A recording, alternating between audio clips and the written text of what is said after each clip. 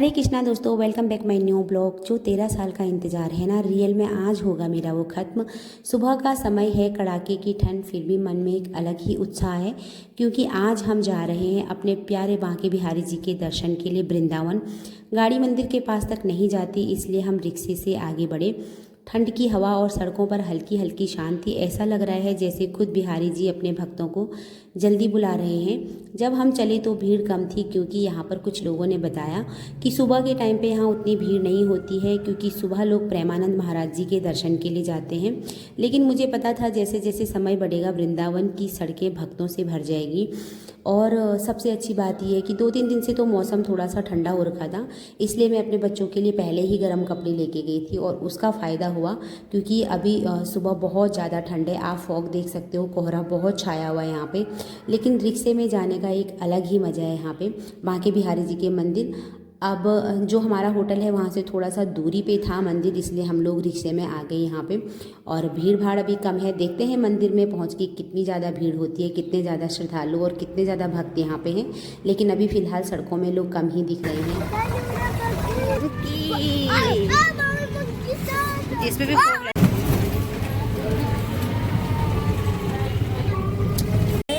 बोलो राधे राधे, राधे राधे बोलो, राधे राधे। नाचता है, बैठ जाता है ना, इधर उधर चले। लगा लो इन्होंने।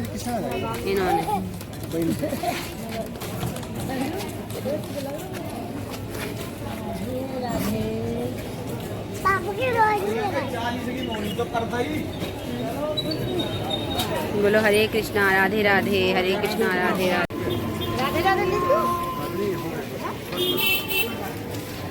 चाट को लगाया भी।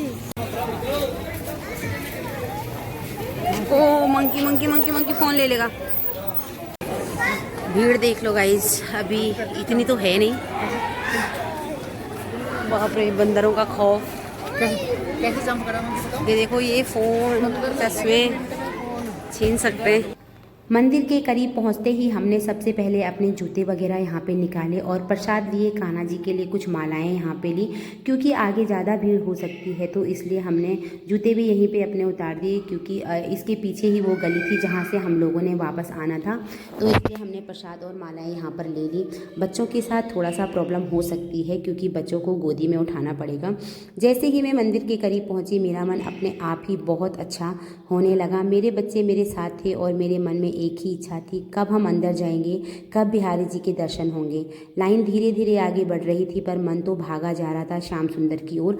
आप देख सकते हो कि जब हम आए वहाँ उस टाइम पे बिल्कुल खाली थी सड़कें और अभी जो गली है ना एकदम ऐसी भर गई थी। यहाँ पर एक छोटा बच्चा, एक मुझे बहुत हंसी इस पे आ रही थी क्योंकि सामने एकदम सा ना दुकानें भी हैं टच में, तो गली एकदम बिल्कुल संकरी है। तो ये बच्चा वहाँ से पेड़े निकाल के खा रहा था। बहुत बहुत अच्छा ये सब चीज़ें लग रही थी। तो हम जैसे जैसे आगे बढ़ रहे थे वैसे वैसे भीड़ ज़्यादा बढ़ रही थी। तो अभी 7:30 बजे मंदिर हमारा जो खुलने का टाइम होता है वो होता है, तो अभी 7 बज रहे थे। आधे घंटे हमने इस गली में इंतज़ार किया, लेकिन ये गली भी बहुत ज़्यादा प्यारी हमें लग रही थी। मेरे बच्चे भी बहुत ज़्यादा खुश हो रहे थे और बिहारी जी की कृपा से हमें कोई प्रॉब्लम नहीं हो रही थी गाइस यहाँ पे। और अब आप देख सकते हो आरती का टाइम हो चुका है। बिहारी जी के जो पर्दे हैं वो खुल चुके हैं, स्क्रीन पे उधर दिख रहा है। अभी हम मंदिर में तो पहुँचे नहीं हैं, तो सारे भक्त जय जयकार रहे हैं बिहारी जी।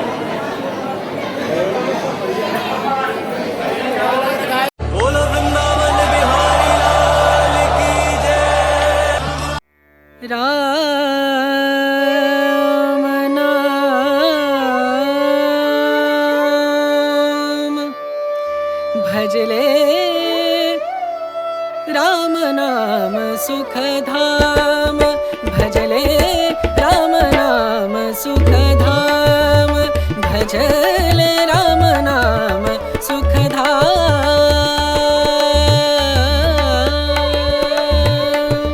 तेरा पूरन हो सब काम, तेरा पूरन हो सब काम। भजले राम नाम सुखधाम, भजले राम नाम सुखधाम।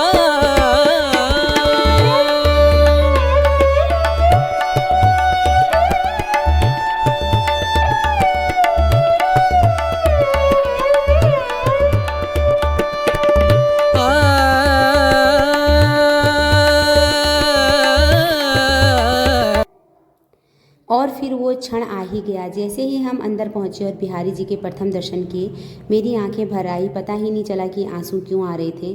शायद प्रेम था, शायद भक्ति थी, शायद वह शांति थी जो सिर्फ कान्हा ही दे सकते हैं। मंदिर में उसी समय आरती हो रही थी और यह मेरे लिए सबसे बड़ा सौभाग्य था। आरती की घंटियाँ, भोले पुजारी की पुकार और बिहारी जी की अद्भुत झलक, मन बस रुक सा गया। आप देख सकते हो इस पर आरती हो रही है और मैं क्या बताऊंगा इसकी, मुझे इतना अच्छा लगा कि मैं आरती टाइम पे बिहारी जी के सामने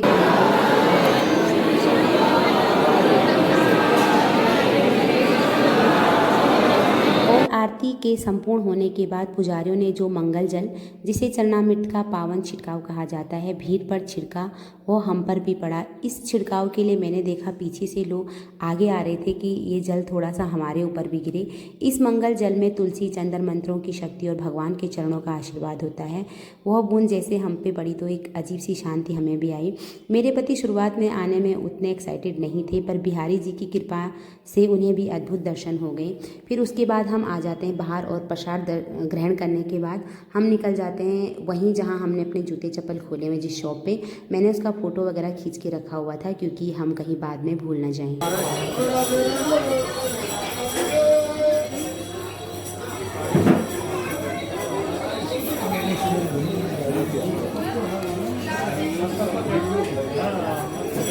वृंदावन आई हूँ और यहाँ से अपने कान्हा के लिए कुछ ड्रेसेस ना लेके जाऊँ, ऐसा हो नहीं सकता है। इतनी प्यारी प्यारी ड्रेसें, उनका मुकुट, ये सब देख के मुझे बहुत अच्छा लगा और मैंने यहाँ से अपने कान्हा के लिए कुछ ड्रेसेस ले लिए हैं। पर एक बात वृंदावन की गलियों से गुजरते हुए मुझे बार बार खटक रही है। यहाँ पर जो गंदगी, खुली नालियाँ और टूटी सड़कें हैं, वो देखकर सच में अच्छा नहीं लगता। लोग यहाँ भगवान की भक्ति करने आते हैं, इतना भाव लेकर आते हैं, तो जगह भी साफ़ सुथरी होनी चाहिए। आसपास का माहौल भी वैसा ही होना चाहिए जैसे लोग भाव लेकर आते हैं। इतने भक्त रोज आते हैं, फिर भी ये गलियों की हालत कुछ खास नहीं है। मैं जब इन रास्तों से गुजर रही थी तो मुझे बहुत अजीब लग रहा था, मन भी थोड़ा दुखी था। मंदिर इतना बड़ा और प्रसिद्ध है, भक्तों की इतनी भीड़ होती है तो साफ सफाई और सुविधा पर भी ध्यान दिया जाना चाहिए। भक्त भगवान के लिए इतना सम्मान रखते हैं कि वो कई चीज़ें अनदेखी कर देते हैं, पर सच कहूँ तो ये चीज़ें हमेशा अनदेखी नहीं रह सकती है। इसे सुधारना बहुत ज़रूरी है। प्रशासन को इस पर थोड़ा ज़रूर ध्यान देना चाहिए ताकि भक्तों को किसी तरह की तकलीफ ना हो और किसी की भावना आहत ना हो। तो प्रशासन प्लीज़ इन चीज़ों को ज़रूर ध्यान दें। आप भक्तों को होती है यहाँ पे उनकी जो भावनाएं हैं वो यहाँ पे हमने अपने शूज वगैरह उतारे हुए थे, तो अभी हम उस मंदिर में पहुँच गए। फाइनली मैंने फ़ोटो वगैरह सब खींचा था कि कौन से दुकान में हमें रखे थे, तो हमें मिल गई। अब हम चलते हैं राधा वल्लभ, ठीक है?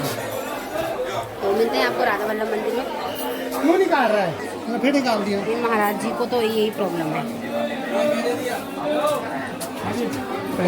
सो गाइस, खुशी आप मेरे चेहरे पे देख सकते हो कि बहुत बहुत बहुत ही बढ़िया दर्शन हो गए, बहुत बढ़िया। अभी नहीं लूँगी, आज टाइम इनको तो टॉय चाहिए हर जगह। आ जाओ। तो अभी हम जा रहे हैं राधा वल्लभ। क्यों? फिर बिहारी जी के दर्शन के बाद गलियों से गुजरते हुए हम पहुंच जाते हैं राधा वल्लभ मंदिर।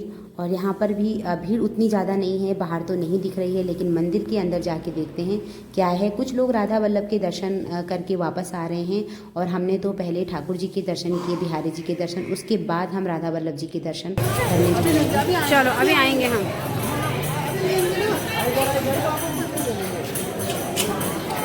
श्री राधा वल्लभ महाराज वृंदावन।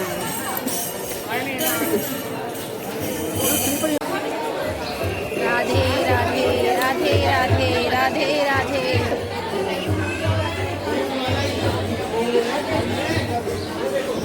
जय जय करो। हाँ तो जाना है, फिर क्या ले जाएंगे?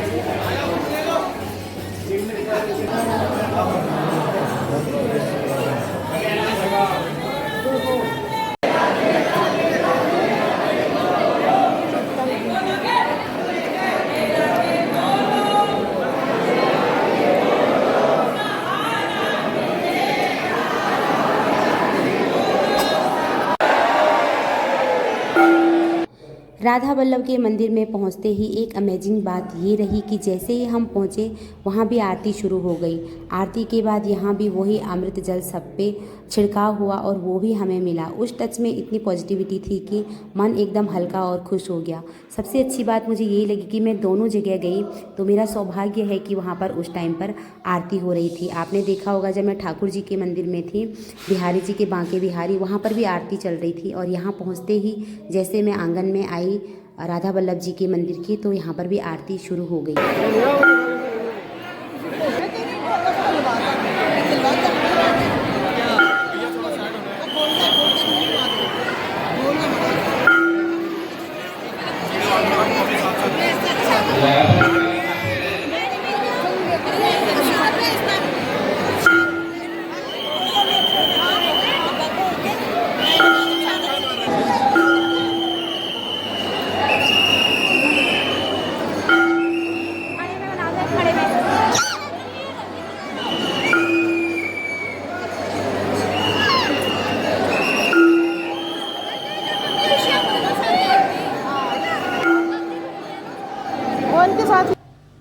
इस तरह से इस अमृत जल का जो नज़र उतारी जाती है या क्या जो राधा वल्लभ जी को हो रहा है, और यही हमने बांके बिहारी जी के मंदिर में भी देखा।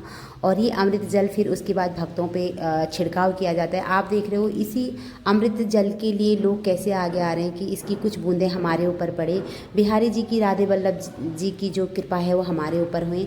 दर्शन इतने अच्छे होने के बाद हम लोग निकल जाते हैं बाहर। और आपको तो पता ही है, चाहे किसी तीर्थ स्थल में जाएँ, मंदिर में जाएँ, बच्चों को तो टॉयज़ ही पसंद हैं।